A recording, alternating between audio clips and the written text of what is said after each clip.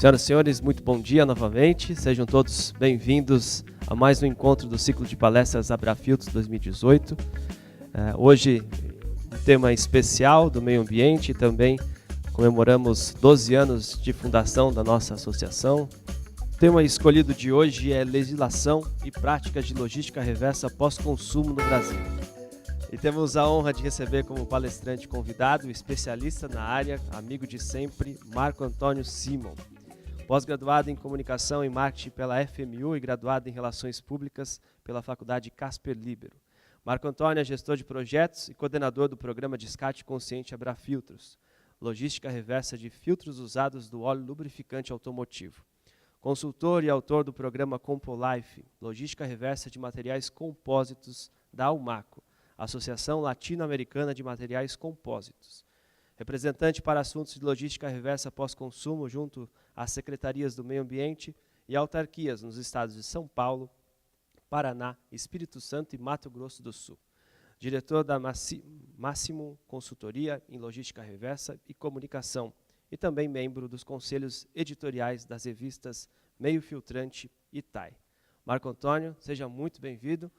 Uma salva de palmas.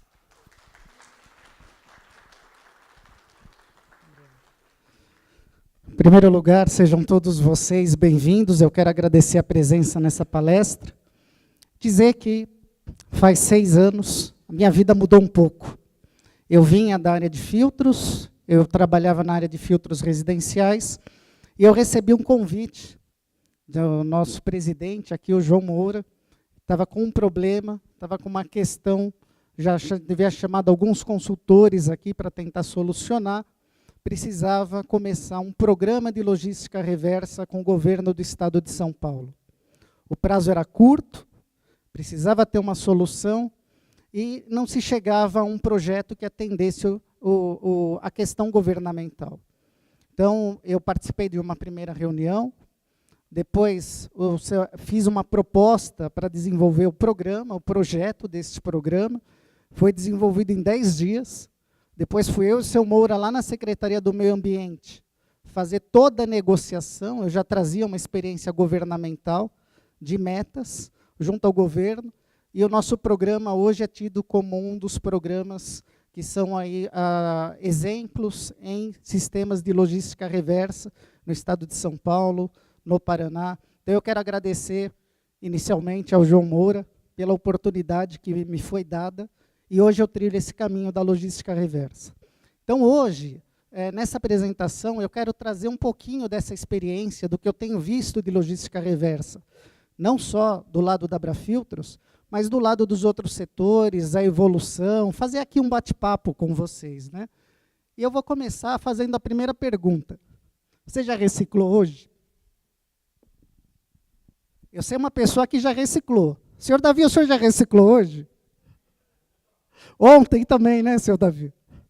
O senhor Davi é o diretor-presidente do Grupo Supply Service, né? É um dos pioneiros na reciclagem de resíduos oleosos aqui no Brasil, trata diversos outros materiais, não só filtros do óleo lubrificante automotivo, e acompanhou também, tem acompanhado esse crescimento.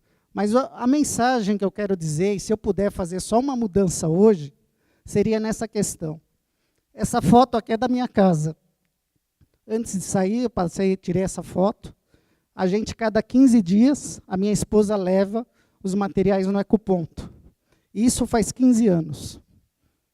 15 anos. Então, assim, é uma coisa que a reciclagem tem que partir da gente. Ah, mas não passa o caminhão da coleta seletiva na minha porta. Procura um ecoponto. Se você fizer isso, com certeza vai melhorar a situação. Lixo no Brasil. Bom, esses dados são da Abrelp. A Abrelp é a Associação Brasileira das Empresas de Limpeza Pública e Resíduos Especiais. Então, eles congregam as empresas coletoras de lixo, então eles fazem estudos todo ano com dados de importância acerca da situação do lixo no Brasil, né? Então, os dados que eles divulgaram em 2016, divulgaram o ano passado, 2017, nós geramos aqui no Brasil quase 80 milhões de toneladas de lixo. Muita coisa, né? 7 milhões não tem coleta desse lixo. Quer dizer, foi deixado aí no meio ambiente de maneira inadequada.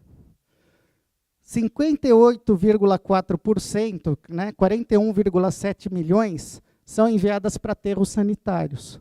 Então, esses têm a destinação ambientalmente correta desse lixo. E o restante? 29,7 milhões são enviadas para lixões ou aterro controlado. Você vai falar, poxa, Marco, mas o que é o aterro controlado? A gente não pode confundir aterro controlado com aterro sanitário. O aterro controlado, há especialistas que dizem que é o jeitinho brasileiro.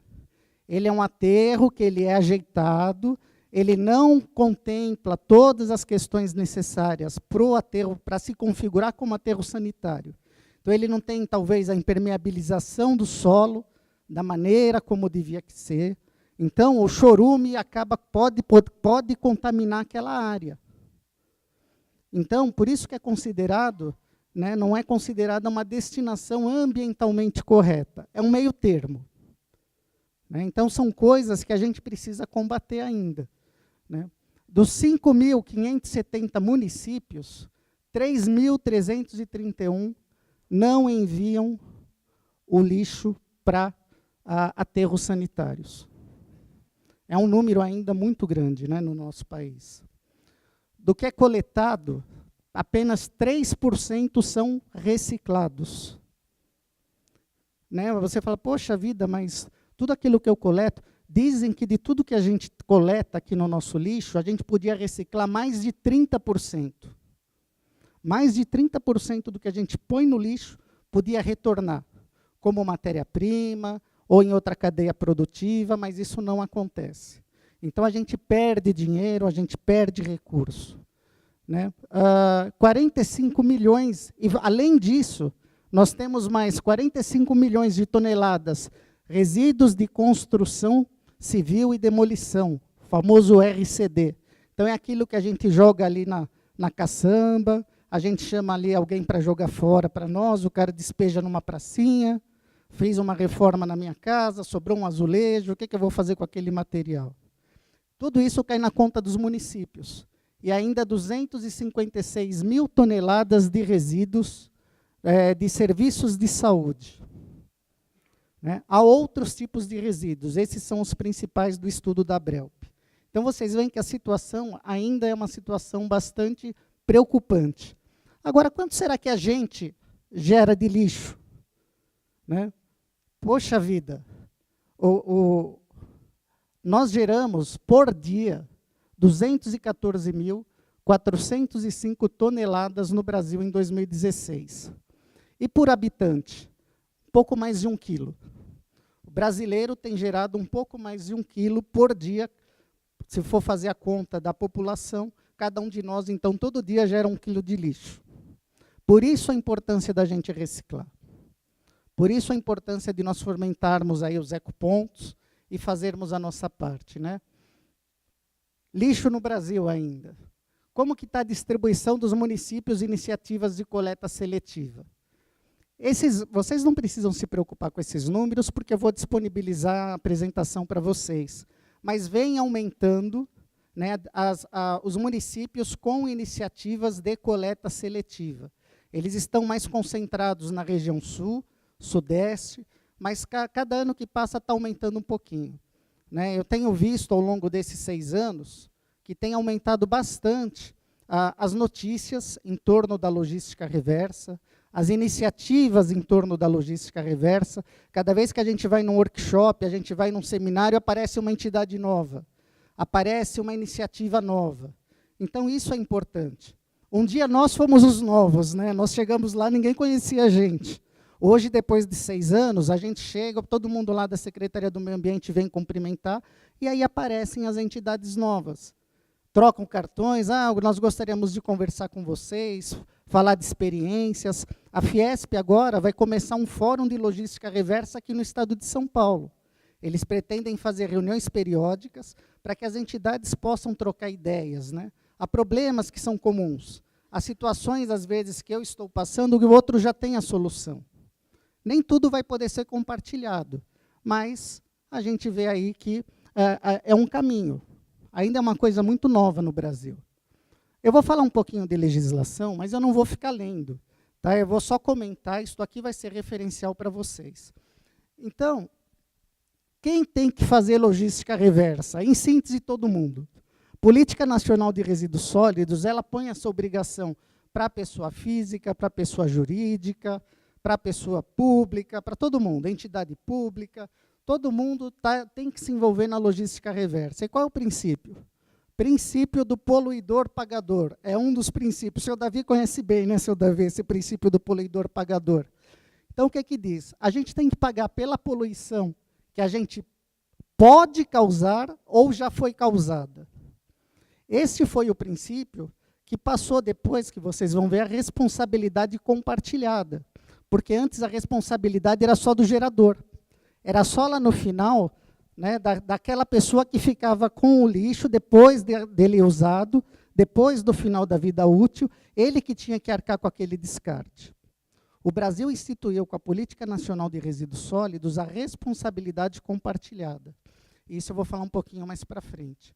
Né? E qual é o objetivo, então, da legislação?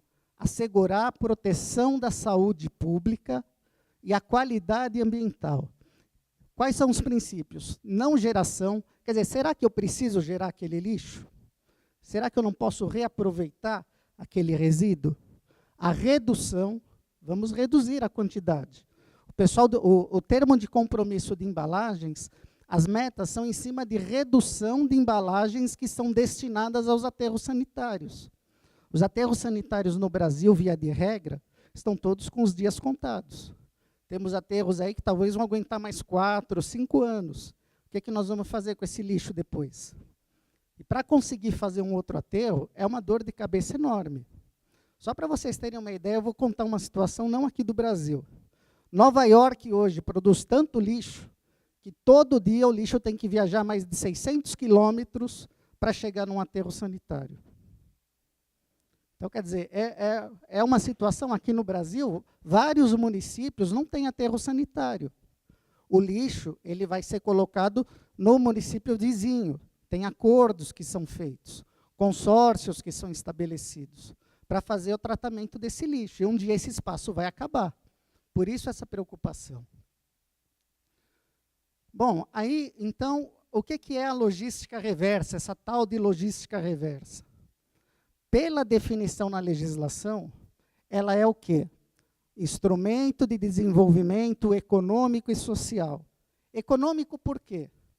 Porque se a gente está recuperando parte daquela matéria-prima, nós estamos deixando, nós estamos de comprar outros materiais para trabalhar esses materiais e reinseri-los dentro de cadeias produtivas.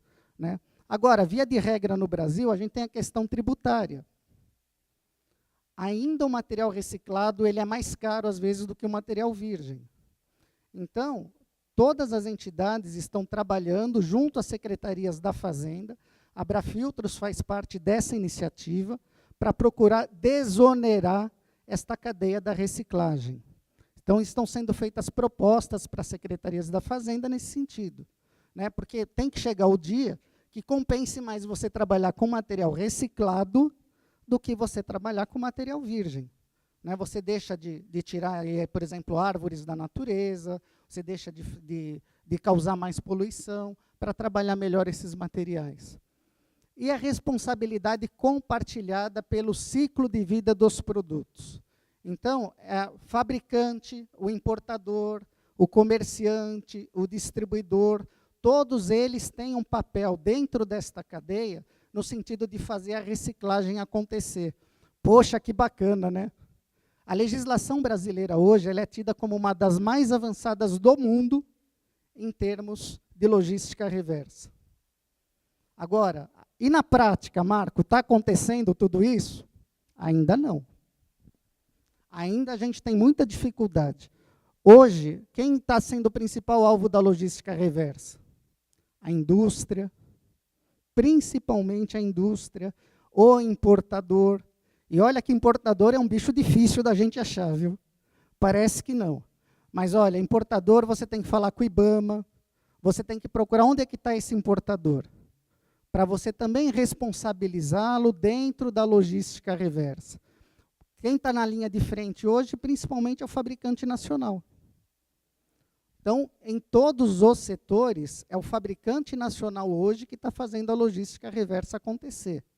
Claro, há variações dentro das cadeias? Há. Mas o governo está ciente dessa questão e tudo isso vai vir com o avanço da legislação e das iniciativas. Quem é obrigado, né? Então, quais foram os setores que têm que estruturar sistemas de logística reversa, independente daquilo que é feito pelo serviço público de limpeza urbana? Então, estão lá. A Política Nacional de Resíduos Sólidos, aquele 1, 2, 3, 4, 5, 6, quem colocou fui eu. Era A, B, C, D, E, F. Eu coloquei número para facilitar para vocês entenderem depois, quando vierem os editais de chamamento. Então, ele elencou ali alguns setores, né, que têm que estruturar logística reversa. Agrotóxicos, seus resíduos e embalagens, pilhas e baterias, pneus, óleos lubrificantes, seus resíduos e embalagens, lâmpadas fluorescentes de vapor de sódio, mercúrio e luz mista, produtos eletroeletrônicos e seus componentes. Que mais? Embalagens. Embalagens plásticas, metálicas, tudo isso tem que entrar na logística reversa. Boa parte daquilo que vai hoje para aterro está representado por embalagem. Tem muita coisa que aparece ali, que é na mão do governo na hora que ele faz a varrição, a coleta do lixo. Se ele tiver que fazer algum serviço, ele vai ter que ser remunerado por isso. Porque eles entendem que seria uma obrigação da iniciativa privada.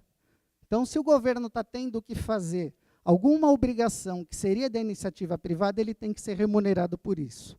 Felizmente, está lá, só se isso for antes acordado entre as partes. Mas como a gente está no Brasil, já teve aí prefeitura mandando conta para sistema de logística reversa, né, de serviços prestados, mas não tinha sido combinado, então isso não tá progredindo, não está indo para frente.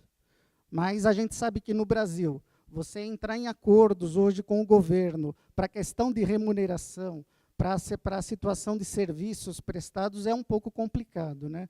Então, é uma coisa que tem que ser muito bem estudada, tem que ser muito bem analisada, e assim por diante. E aí entra a parte das regulamentações. Então, a lei diz que tem que fazer, mas como fazer? Aí que entram as regulamentações, entra o decreto. Esse decreto 7.404 de 2010. Como é que você operacionaliza um sistema de logística reversa? Primeira coisa, qual é o instrumento legal, né, que você usa? Acordo setorial. O acordo setorial, via de regra, ele é estabelecido com o Ministério do Meio Ambiente. Então, é um compromisso que o setor estabelece para definir metas de logística reversa. Eu não estou na Política Nacional de Resíduos Sólidos. Veja o caso da gente, filtro do óleo lubrificante automotivo. Não estava lá naquela relação. Mas nada impede o Estado de São Paulo, na hora que ele for regulamentar, ele vai baixar uma legislação para dizer quem ele quer que faça logística, no mínimo, ele tem que chamar os setores que estão na política nacional. E ele pode acrescer outros. Eu vou mostrar exemplos aqui para vocês. E foi nessa que entrou o filtro do óleo lubrificante automotivo. Então, se você tem um resíduo que você acha que ele é de interesse ambiental, ele causa um impacto ambiental, eu posso colocá-lo num edital de chamamento, para vir conversar com o governo e fazer um sistema de logística reversa. Né? Aí você tem, então, os regulamentos ou os termos de compromisso. Agora, uma coisa interessante é, como é que eu vou saber o quanto eu tenho que participar? A lei também fala para a gente, olha, vai ser no limite da proporção dos produtos que eu colocar no mercado. Minha empresa é do Paraná. Eu vendo filtro aqui no estado de São Paulo. Eu tenho que participar do programa de logística reversa do estado de São Paulo? A minha marca não está lá naquele filtro?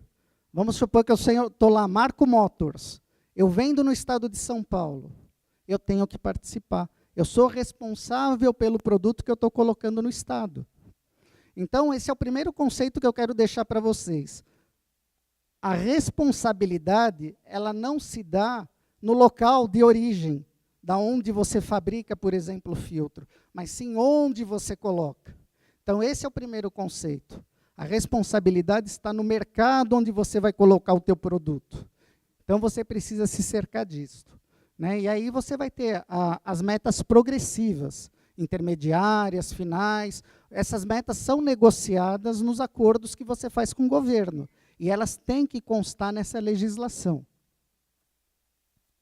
Então, o acordo setorial, foi aquilo que eu falei para vocês. Acordo setorial, ele é feito com o Ministério do Meio Ambiente. Como é que são esses acordos setoriais? É fácil fazer isso? Não é. O pessoal de embalagem ficou um tempão, eles discutindo ali com o governo como fazer. Só em 2015, eles estabeleceram o acordo setorial. Dezembro de 2015, se eu não me engano, está aqui na minha apresentação. Por quê? Porque esse acordo setorial, eles reúnem uma série de outras entidades. E no Brasil a gente tem entidade para tudo. Né? O que vocês imaginarem tem uma entidade. Então tem entidade para embalagens de produtos alimentícios, tem entidade para embalagens de produtos farmacêuticos. Então, assim, o acordo setorial ele tem que envolver todas essas cadeias. E aí como é que se faz, né? O governo, então, ele faz ali um edital, chama os setores para conversar. Essa já é mais a prática da questão. E você vai lá conversar com o governo, você vai mostrar o que você faz, o que pode ser feito. Né? Via de regra, e é importante que a gente tenha essa noção, o governo não entende das cadeias produtivas. Ele não sabe o que você faz. Então, assim, conselho que eu posso dar. Aproveitem as janelas, aproveitem esses chamamentos que o governo dá para conversar com o governo. E isso você tem que fazer através da entidade setorial. Faça isso através da sua entidade setorial. Porque aí você tem uma margem de negociação de você estabelecer as metas. Né? Não deixa o governo estabelecer as metas para você. Isso funcionou em São Paulo, Paraná, Espírito Santo e agora vai funcionar também no Mato Grosso do Sul.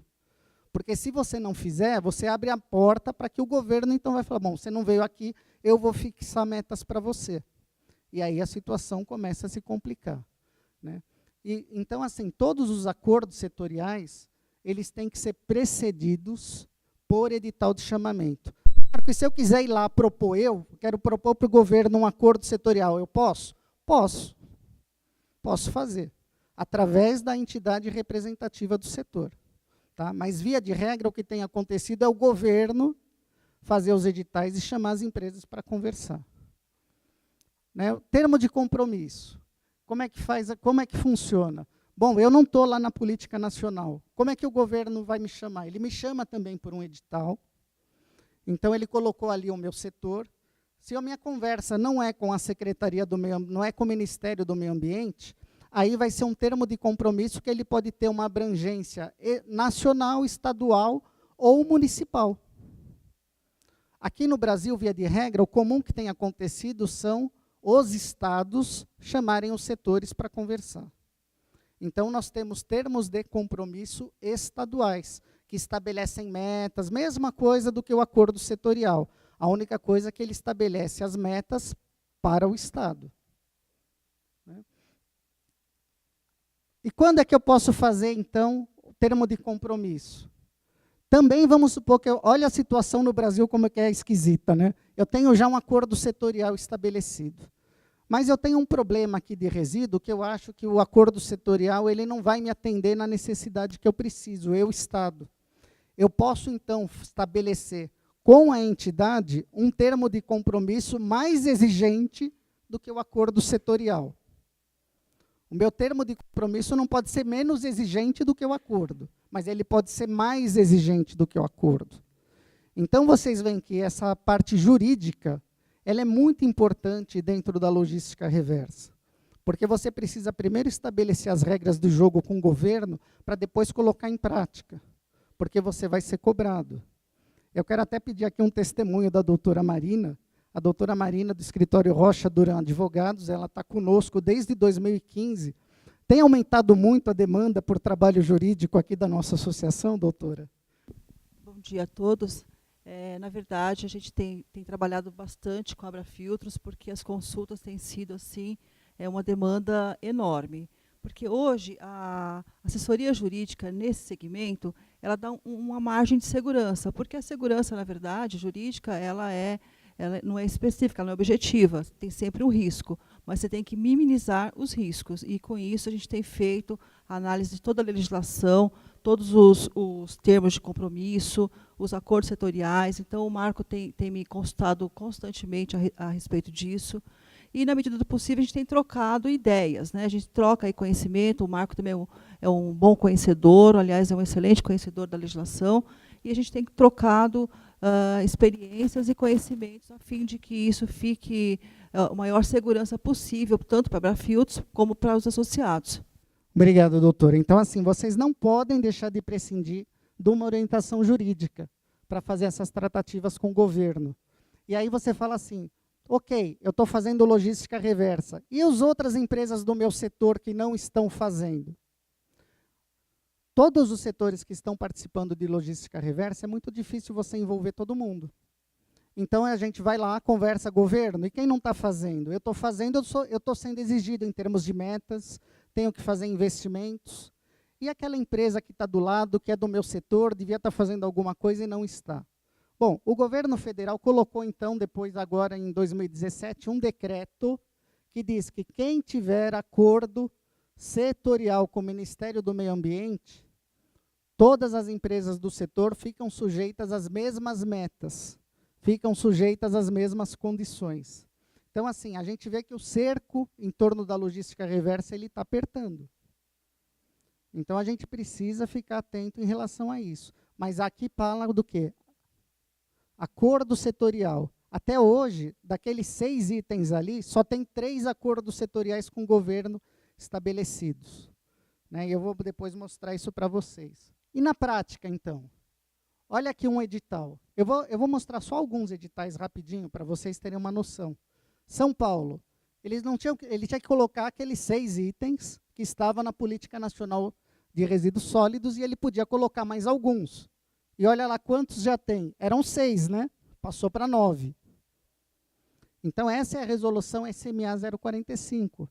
Então, óleo lubrificante usado contaminado, óleo comestível, filtro do óleo lubrificante automotivo, baterias automotivas, pilhas e baterias portáteis, produtos eletrônicos e seus componentes, lâmpadas fluorescentes, medicamentos domiciliares, né? Vencidos ou em desuso. Aumentou. Que mais? As embalagens, alimentos, bebidas, produtos de higiene pessoal, produtos de limpeza. E aí eles falam, outros utensílios que fiquem a cargo da Secretaria do Meio Ambiente e da CETESB. Todos eles têm que, então, estabelecer o quê? Termos de compromisso. E ainda entram embalagens de agrotóxico e embalagens de óleo lubrificante automotivo. Hoje, o Estado de São Paulo tem 9 termos de compromisso estabelecidos e mais alguns em negociação com os setores produtivos. Onde eu acho esses termos de compromisso? No site da CETESB, vocês têm ali uma área de resíduos sólidos, vocês podem consultar ali todos os termos de compromisso e resultados dos programas de logística reversa. Então, aquilo já serve de orientação, serve de guia para vocês. A resolução SMA, essa nova, que está em vigência, ela também trouxe alguns avanços interessantes, no sentido do quê? Proporcionar os meios para que tenha uma fiscalização acerca da logística reversa. Porque antigamente os setores entravam, nós mesmos começamos o programa com 13 empresas, nós hoje estamos com 15 empresas, participando do nosso programa, mas tem muito mais empresa de filtro por aí. E essas empresas, nunca vai acontecer nada com elas? Alguma coisa precisa acontecer, né? Então, essa resolução aqui em São Paulo, ela qualifica a lei como questão de relevante interesse ambiental. Também ela estabelece o cumprimento da logística reversa como requisito para a emissão ou renovação da licença de operação. Significa dizer o quê? Se você está em alguns daquela lista ali, você é daquele setor, você não está fazendo logística reversa, não tem como comprovar que você participa de um termo de compromisso, você vai ter problema aqui em São Paulo para renovar sua licença de operação. Então, isso já é um avanço, né? Então, aonde ela regulamentou isso? Nessa decisão de diretoria. Ela estabeleceu os prazos, estabeleceu metas, para que as empresas tenham que comprovar. E sabe desde quando começa a valer isso? Desde agora do mês de outubro. E como é que vai ser essa comprovação? Olha, nós estamos em 2018. Eu tenho que comprovar a logística reversa dentro das metas do setor para os produtos que eu coloquei no mercado em 2017. Se eu não estou fazendo logística reversa, o que, que vai acontecer? Uma dor de cabeça, né? Tem que fazer aí um termo de ajuste de conduta, vou ter que entrar. Então, assim, nós esperamos que com essa decisão de diretoria da CETESB, todos os setores de logística reversa venham a ganhar mais impulso. E várias empresas já começaram a procurar, porque estão preocupadas, porque vão ficar sem licença de operação. Esse aqui é só uma tabela das vigências por setor, né? Como é que vai funcionar essa questão da logística. Então, vai ficar aqui a cargo de vocês, é a mesma que está na legislação. Paraná. Lembra lá que eram 6? Viraram 10 no Paraná. Essa foi uma das resoluções que o Paraná fez. O Paraná fez outras, né? Então, assim, colocou cigarro lá.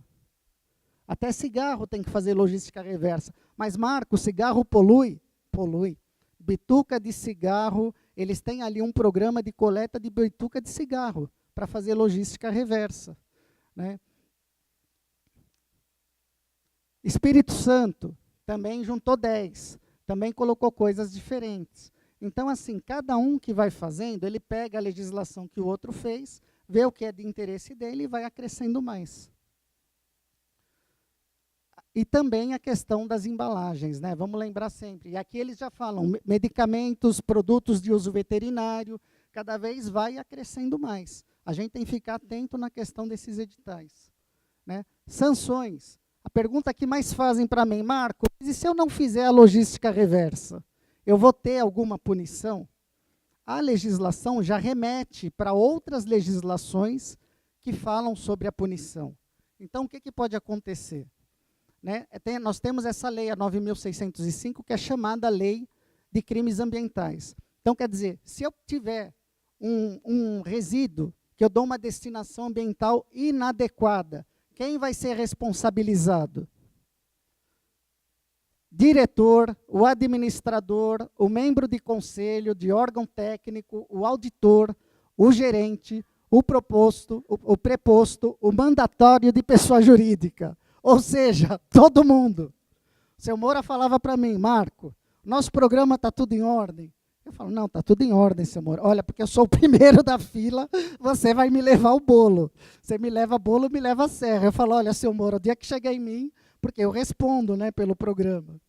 Então, assim, isso quer mostrar o quê? A responsabilidade que a gente tem que ter em relação à logística reversa, em relação a essa gestão. Todo mundo está aqui com a corda no pescoço. Então, você tem que saber o que está acontecendo. As pessoas jurídicas serão responsabilizadas administrativa, civil e penalmente, conforme aquilo que for o tamanho do dano que ela ocasionar, né? Olha lá, o que também diz, no artigo 56. Quem incorre em pena? Tem uma série de penas ali que traz nessa lei. Quem manipula, condiciona, armazena, coleta, transporta, reutiliza, recicla ou dá destinação final ambientalmente diferente daquela que está prevista na legislação. Então, se o seu Davi pegar lá o resíduo perigoso classe 1, jogar no rio, ele vai entrar aqui. Além do seu Davi, quem entra também? Nós contratamos o senhor Davi para fazer esse trabalho. Então, o nosso trabalho é fiscalizar.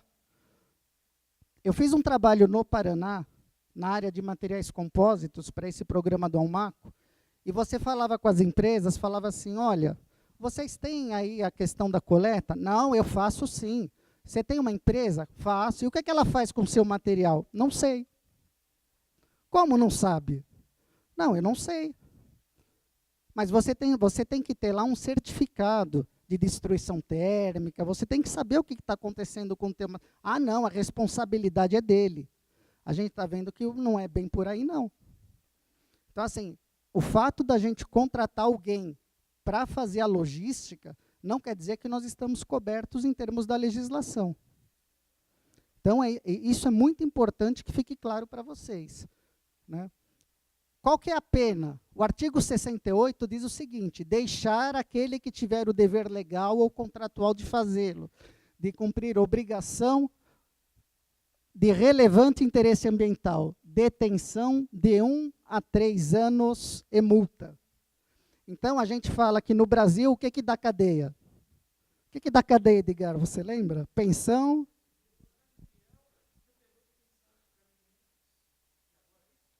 crime ambiental.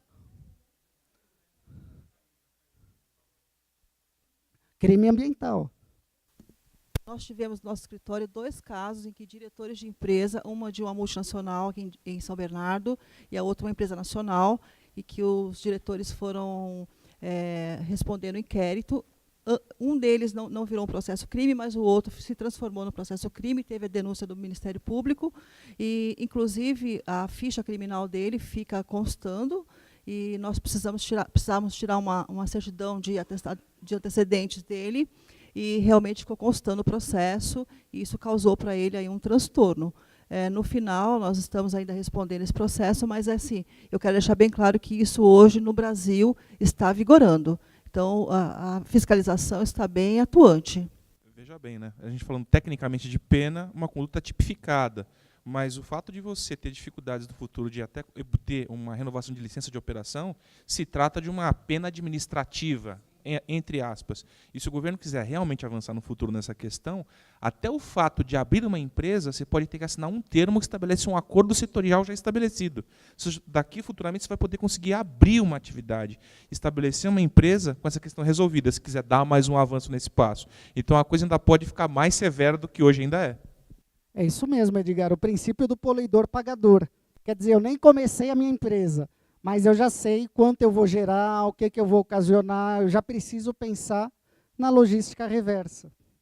Então, Marco, eu comecei a vender filtro no Brasil este ano, preciso fazer logística reversa? Sim. Marco, eu comecei a vender filtro no Brasil ano passado, preciso fazer logística reversa? Sim. Precisa se enquadrar em relação à lei, né? Agora, tem outro decreto aqui que também estabelece multa. Olha aí, o 6.514, de 22 de julho de 2008. Se descumprir a obrigação prevista no sistema de logística reversa, quanto pode ser a multa? De 5 mil a 50 milhões de reais, dependendo da extensão. Então, assim, os dispositivos legais existem. As multas não estão sendo aplicadas, talvez em grande proporção, porque o governo está naquela fase, vamos conscientizar o setor, vamos mostrar, vamos trazer todo mundo para o diálogo. Só que essa fase do diálogo, eu posso dizer para vocês que está terminando. O Estado de São Paulo, principalmente, está falando de logística reversa, ganhou força em 2011, com a resolução SMA 038. Nós estamos em 2018. Tem setor que até agora quer sentar para conversar, para contar história, para dizer o que está acontecendo, e de prático, nada. Eu tive recentemente no Paraná, tive ano passado no Paraná, participando de uma reunião com as secretarias do meio ambiente, chama R20. Eles dividem o Paraná em 20 regiões, e você vai lá num auditório bem maior do que esse, com representantes das secretarias de meio ambiente de todos os municípios, para responder questões. É super agradável, parece o Roda Viva, né? Você está lá, você está apresentando o teu setor e vai responder questões. E aí você percebe o quê? Muitos municípios também são totalmente desavisados, não sabem como funciona a logística reversa, não sabem que você tem que atender metas. Ele fala assim, vocês estão fazendo, mas e o meu município? Que horas vocês passam aqui? Então, assim, vocês precisam ter tudo isso muito bem respaldado, muito bem ajustado, para que não venha a cair nessas situações de multa, nessas situações de problema. Por isso a importância dos termos de compromisso. Por isso a importância de ter todos os documentos assinados, tomar conta do seu processo, saber para onde vai o seu resíduo. Por favor, doutora Claudete. Obrigada. Eu acho interessante também mencionar que não é só essa questão punitiva que deve ser observada, mas também tem a parte positiva, que é o marketing verde, que também é um diferencial que a empresa deve pensar e repensar. Eu acho que isso pode trazer um benefício. É claro que a parte punitiva do Estado ela é imprescindível, mesmo porque tem um custo na logística reversa. Mas eu acho que, trabalhando bem o selo verde, o marketing verde, nessa questão de logística reversa, isso acrescenta, isso pode gerar um ganho para a empresa que for certificada. Porque eu acredito que vai ser certificada, não tem algum projeto nesse sentido? Alguns trabalhos, né? Alguns trabalhos, algumas empresas que estão procurando fazer isso. Um selo específico da logística reversa. Exatamente. Isso é fundamental, isso é bárbaro. Isso ajuda também de uma forma positiva, né? Todo mundo, hoje em dia, levanta a bandeira do marketing verde, né? Vou dar um exemplo para vocês, né? Materiais compósitos. A gente fala, poxa, materiais compósitos. Muita gente nem sabe o que é material compósito. Edgar, o que é material compósito, Edgar? Você lembra, por favor? Ah, veio aqui, tem que participar, né?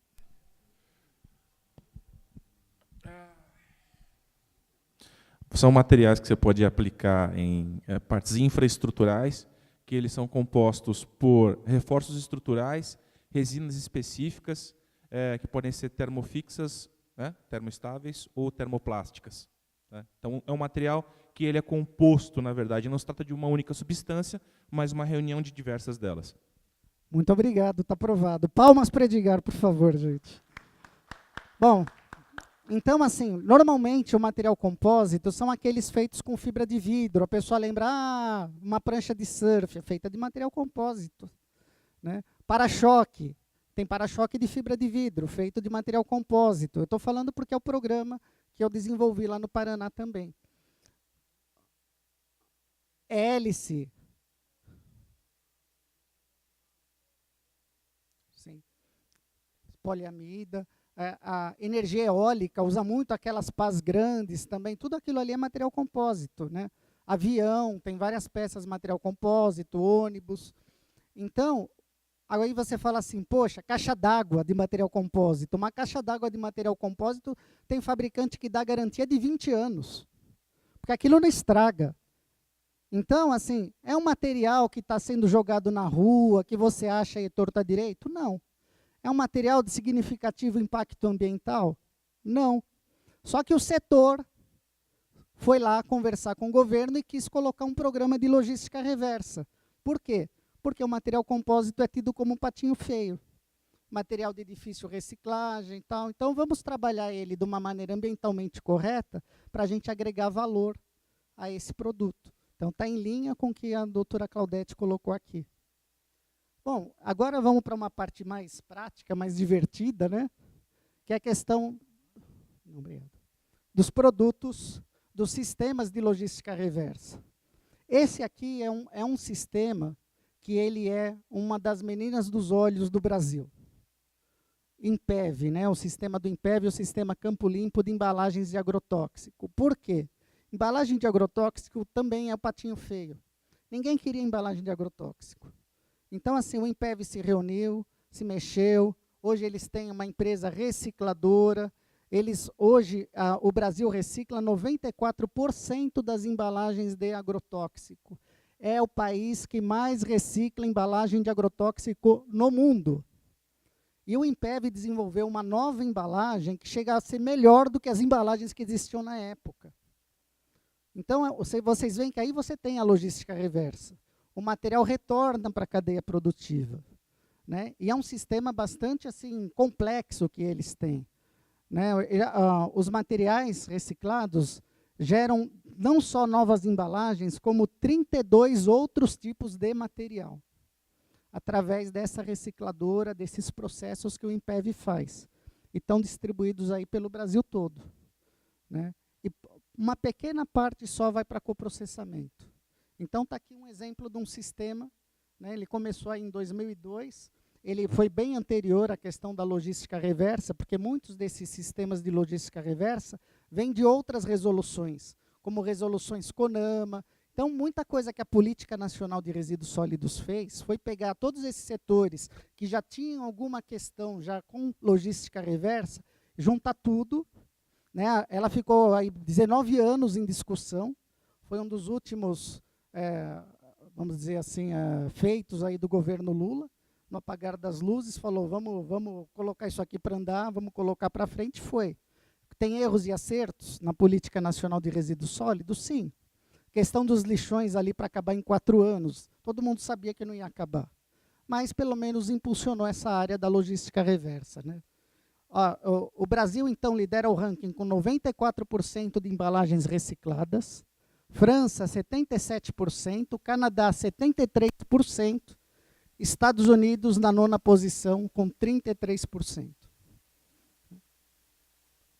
Vamos ver um outro setor aí. Eu estou pegando principalmente os setores que estão na política nacional, só para vocês verem o que está acontecendo, né, no cenário hoje. A BINE, eles começaram em 2010 um programa de reciclagem de pilhas e baterias. Né, então, assim, eles estão com termos de compromisso, não está dando para ler ali por causa do projetor, mas eles estão com termos de compromisso em São Paulo, Minas Gerais, Pernambuco, para eletroeletrônicos, pilhas e baterias São Paulo, Paraná, Pernambuco, Minas Gerais. Eles estão em vias de fechar um acordo setorial. Vocês veem que está desde 2010 ali a conversa. Estão em vias de fechar um acordo setorial com o Ministério do Meio Ambiente para regulamentar essa questão dos eletroeletrônicos. Então, o que eles têm para mostrar hoje, eles fizeram uma entidade gestora, chama Green Electron, ela é nova. Então, eles encamparam tudo que a BINE fazia para dentro dessa Green Electron. É a entidade gestora do setor. Então, pilhas e baterias, eles estão com 1.358 pontos espalhados pelo Brasil, já fizeram aí a coleta de 1.347 toneladas de pilhas. E o que é que se faz com essa pilha? Você tira a capa da pilha, né, e você tem aí os processos para recuperar os metais. Esse processo ele pode ser tanto um processo químico quanto um processo térmico. E aí você tem, então, a recuperação da matéria-prima que vai dentro da pilha. Pneus. Reciclanip. Também é um programa bastante considerado no meio. O seu Davi conhece, né, também o pessoal da Reciclanip. Ele começou em 1999, também antes da legislação de logística reversa. Por quê? Legislação CONAMA. Já tinha uma legislação CONAMA. Então, de 1999 até dezembro agora, eles já destinaram mais de 4,17 milhões de toneladas, 835 milhões de pneus de carros de passeio, investiram mais de 917 milhões de reais no programa. Então, uma coisa que a gente tem que entender também é que logística reversa tem custo. Não pensem que a logística reversa vai se pagar de imediato, porque não vai. E talvez, como no nosso caso, por exemplo, dos filtros, você não tem retorno para a própria cadeia. Todo o processo é pago, todo o processo é custeado. Então, assim, logística reversa vai demandar tempo e vai demandar dinheiro para ser feito. Isso a gente tem que sempre pensar. O que acontece na destinação? 70,7% vai para valorização energética. Então, é coprocessamento. Vai para cimenteiras, vai para pirólise, né, uma pequena parte vai para a pirólise. Reutilização do material, 29,3%. Então, eles fazem pisos, gramados, artefatos de borracha, asfalto. Esse pneu reciclado podia muito bem ser utilizado no asfalto, ia melhorar para caramba a qualidade do nosso asfalto aqui. Né? Olha quanto aqui vai, 0,7%. Então, a gente precisa também ter as legislações que favoreçam a inserção desses materiais nas cadeias produtivas. Né? Mas, às vezes, isso não interessa. Interessa que o asfalto continue abrindo buraco ali, para que a gente possa ter a manutenção. Então, assim, a logística reversa vai muito além daquilo que a gente enxerga, né? Óleo lubrificante, do Sindirefino. Olha outro aí que começou já faz tempo. A resolução que estabeleceu a logística reversa do óleo lubrificante é de 1963. Então, o setor vem conversando desde lá. Qual é a que está mais atual agora? A CONAMA 362/2005. Né? E a gente pegou do Sindirefino porque os associados do Sindirefino respondem por 70% do óleo que é comercializado, né, no Brasil. Né? Então, na questão da coleta. Então, a gente tem as metas, eles bateram as metas aí de reciclagem desse material. No processo de reciclagem, que é o re-refino, o óleo tem mais de 75% de reaproveitamento. A Supply Service é re-refinadora, ela é da ANP, Agência Nacional de Petróleo. Então, inclusive, todo o óleo que fica lá no filtro do óleo lubrificante automotivo, o OLUC, óleo usado contaminado, ele vai para o re-refino. E esse processo, então, você consegue recuperar. O Brasil não é suficiente nesse tipo de óleo, especificamente, né, no óleo lubrificante. Então, a gente precisa importar muita coisa. Por isso que tem esse interesse do governo de estabelecer logo essa legislação. Fora a questão de poluição.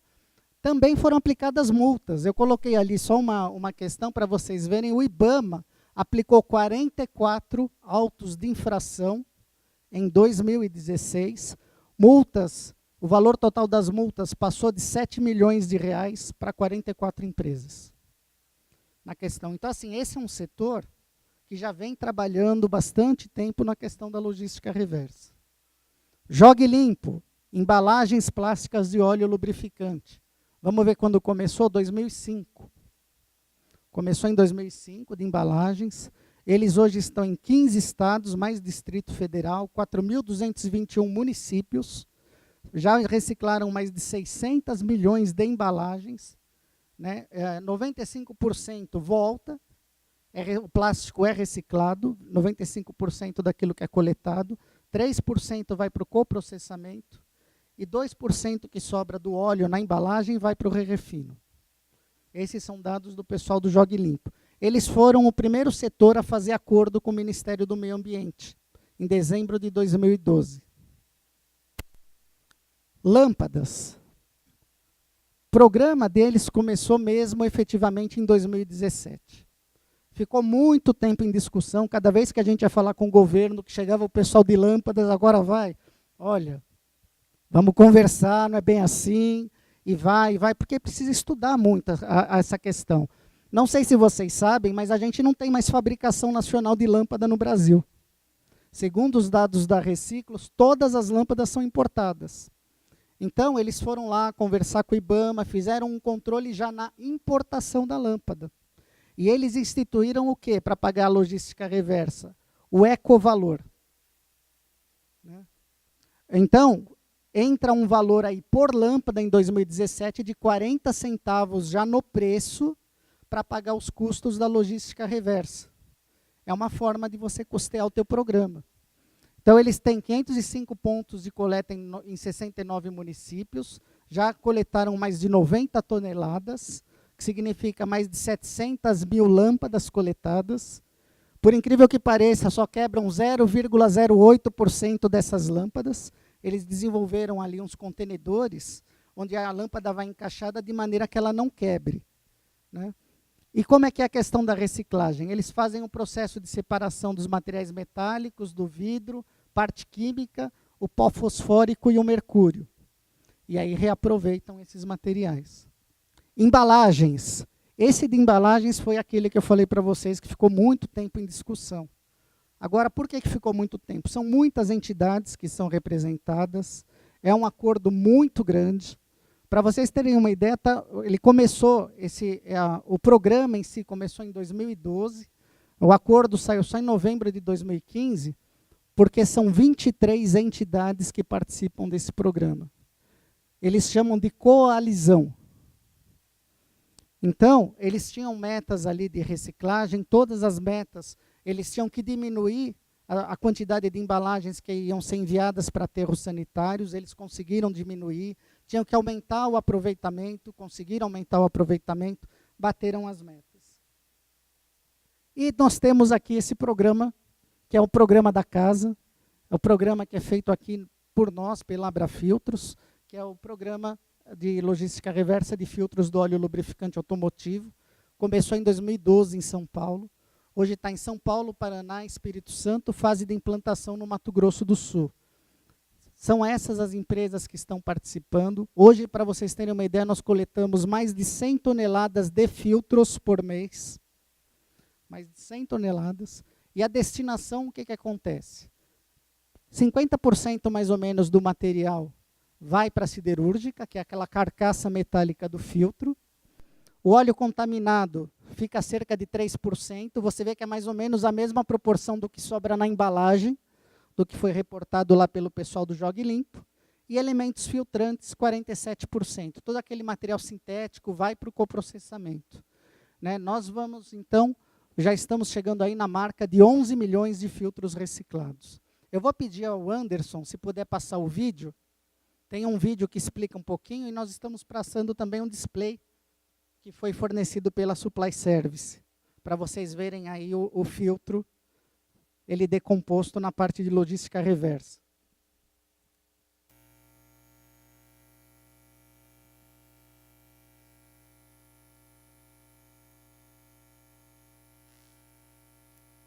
E agora a gente fala de uma atitude simples que pode fazer toda a diferença, a reciclagem. E não é só em casa que separar o lixo é importante, não. As empresas também têm essa obrigação, inclusive um seminário vai discutir a chamada logística reversa. O filtro de óleo lubrificante de carros, caminhões, já usado, também pode virar um problemão para a natureza, se não for dado o destino certo. 15 empresas que participam do programa Descarte Consciente da Associação Brasileira das Empresas de Filtros e Sistemas Automotivos e Industriais têm colaborado e cumprido a lei estadual. O programa foi implantado há 4 anos e funciona em 33 municípios. São mais de 600 pontos de coleta, que ficam principalmente em postos de combustíveis. Parte do que é recolhido vai para a reciclagem. O programa já reciclou mais de 2 milhões de filtros de óleo lubrificante usados no Paraná. O filtro do óleo lubrificante automotivo, quando ele ainda não foi utilizado, ele não é resíduo perigoso, mas ele se transforma em resíduo perigoso devido ao óleo lubrificante usado contaminado. Isso, se vai para a água, se vai para a terra, gera contaminação ambiental. Por isso, ele não pode ser descartado na rede pública. Tanto o exemplo dos medicamentos quanto esse exemplo do filtro de óleo lubrificante fazem parte da Lei de Logística Reversa. O nome é complicado, mas o significado bastante simples. Quer dizer que consumidores, fabricantes, distribuidores, importadores, comerciantes têm responsabilidade compartilhada pelo descarte correto desses materiais. É preciso garantir que o lixo tóxico ou perigoso não faça mal ao meio ambiente e à saúde das pessoas. Todas as empresas estão sujeitas, elas devem cumprir a lei. O nosso objetivo é que mais empresas venham somar conosco para que a gente possa ampliar, inclusive, os resultados. Bom, nós fomos participar nessa ocasião de um evento no Paraná, onde estavam outras entidades de logística reversa, e o nosso programa foi escolhido para representar os sistemas de logística reversa nessa matéria da Globo. Então, vocês veem a importância de fazer um programa estruturado. Eu queria até pedir agora uma gentileza para o Robson. Nós temos aqui o representante da Scania, o Robson, participa conosco no programa. Robson, o que levou a Scania a participar do programa conosco e como vocês avaliam o programa Descarte Consciente? Primeiramente, bom dia, né, a todos. Na verdade, a Scania sempre veio com essa política de sustentabilidade em relação a resíduos. A gente sempre trabalhou com reciclagem, mesmo antes da lei, né? Os nossos filtros sempre foram descartados de forma adequada, fazendo os tratamentos devidos com as licenças ambientais necessárias, mas com a mudança, com a vinda da legislação, né, nós assim, nos pegamos numa situação difícil, porque para você criar uma sistemática para recolher todos os filtros que você coloca no mercado, é como se você estivesse no meio do mar, sozinho ali, né, afundando. E aí a importância, né, da Abrafiltros é justamente nesse sentido. É um barco enorme passando e recolhendo as empresas ali, falando, ó, vem com a gente que eu vou te levar no Porto Seguro, no lugar certo. Então, assim, a Abrafiltros, ela faz a diferença na vida das empresas nesse sentido. Você não precisa contratar outras empresas para buscar o seu resíduo. A própria Abrafiltros já tem, né, a supply e trabalha com a supply service para isso. Então, para nós foi, assim, eu diria assim, naquele momento que surgiu a legislação, foi um barco mesmo que passou, que a gente se colocou dentro dele e estamos seguros nele, e sempre que a Scania discute esse assunto, a gente eleva a importância de estar associado à Abrafiltros, né? Porque quando vem as contenções, o pessoal sempre questiona, e a gente sempre está ressaltando a necessidade de estar afiliado à Abrafiltros, porque a logística ela exige um trabalho muito grande, e se não for em equipe, dificilmente a empresa até consegue fazer, mas vai gastar muito mais do que ela gasta hoje participando da Abrafiltros. Obrigado, Robson. Eu queria pedir uma salva de palmas para o Robson. Para todos os nossos associados, o pessoal da Vega está aí também, né? O senhor Davi, ele tem sido para nós, foi um professor desde o início, nos orientando acerca das melhores práticas, melhores formas de conduzir o programa. E a pergunta que eu quero deixar para vocês agora é essa. Vou terminar agora, eu quis passar então um pouquinho para vocês dessa experiência, um pouquinho da legislação, mas a pergunta agora é essa: você vai reciclar hoje? Fica para pensar. Obrigado a todos, um abraço e nos vemos. Muito obrigado, Marco Antônio. Novamente, nós sabíamos que o conhecimento ia nos agregar muito, e muito obrigado por ter aceito o nosso convite. Prata da casa, e a gente sempre tem que valorizar isso, e o trabalho que vem sendo feito com muita propriedade. Então, novamente, uma salva de palmas ao Marco Antônio. Antes dos nossos encerramentos aqui, eu quero colocar o nosso link, o QR Code da nossa pesquisa de satisfação dos nossos eventos. Por gentileza, respondam para a gente cada vez mais aprimorar os nossos eventos. Quem não conseguir na pesquisa online, tem aqui o material impresso que vocês podem entregar na saída. Quero convidar o nosso presidente, senhor João Moura, para o encerramento. Eu gostaria que o Edgar fizesse o nosso presente do dia de hoje. Então, Edgar, por favor. Tá? Não é sempre que você dá a oportunidade para nós. Então, eu gostaria que você viesse aqui. Pelo menos a gente pode tirar um retrato junto. Eu gostaria que você passasse para o Marco Antônio uma lembrança que nós fazemos questão de fazer a todos os nossos palestrantes. Bom dia a todos. Para mim é um privilégio especial estar aqui. Foi de surpresa, não sabia que o Moura ia conferir essa oportunidade. O Marco, ele faz parte da minha vida há exatos 33 anos. É um grande amigo. Foi responsável pelos um dos melhores momentos que eu já passei, diversos deles, esteve presente comigo. E, para mim, é uma honra, em nome da Abrafipa, de seus associados, de nós que fomos aqui abrilhantados pelo seu conhecimento mais uma vez. Para mim, não é uma novidade, né? Sempre que conversamos, tenho essa oportunidade de ser iluminado pelo seu conhecimento, pela sua presença, de repassar a você essa lembrança, esse presente, e obrigado por estar conosco mais uma vez.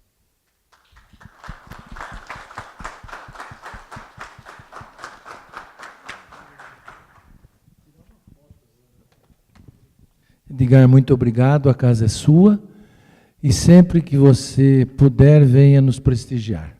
Você sempre traz e soma com a gente. Gente, Abrafiltros é isso. Eu posso encerrar? A Abrafiltros é isso que vocês tiveram a oportunidade de ver hoje, para quem não tinha tido a oportunidade de estar conosco. e nós fazemos questão de abrir as nossas portas, o nosso microfone, espaço para cada um de vocês possam trazer conhecimento e possam vir somar com a gente. Eu costumo dizer que sozinho a gente não faz nada, a gente precisa de outras pessoas para fazer, pela limitação que nós temos. Então, a minha limitação eu posso melhorar com o conhecimento do outro, e eu posso somar sem ser egoísta. E foi assim que nós fizemos a Abrafiltro nesses 12 anos. Nesses 12 anos, muita gente não acreditava que era possível fazer. E nós fizemos. Então, aquilo que a mãe da gente fala para a gente é importante. Querer é poder. E quem quer, pode fazer. E nós, da Abrafiltros, estamos fazendo e continuaremos fazendo. O meu muito obrigado a todos e que vocês possam nos dar a oportunidade de estar conosco nas nossas próximas reuniões. Dia 19 nós temos uma palestra importante sobre coaching, que é uma coisa que está fazendo a diferença no nosso mundo atual. E gostaria também, na saída, vocês têm uma pequena lembrança doce que o Adriano vai dar para vocês hoje aí, tá? Um grande abraço a todos, um bom retorno aos seus postos de trabalho. Espero poder ver vocês em breve. Meu muito obrigado.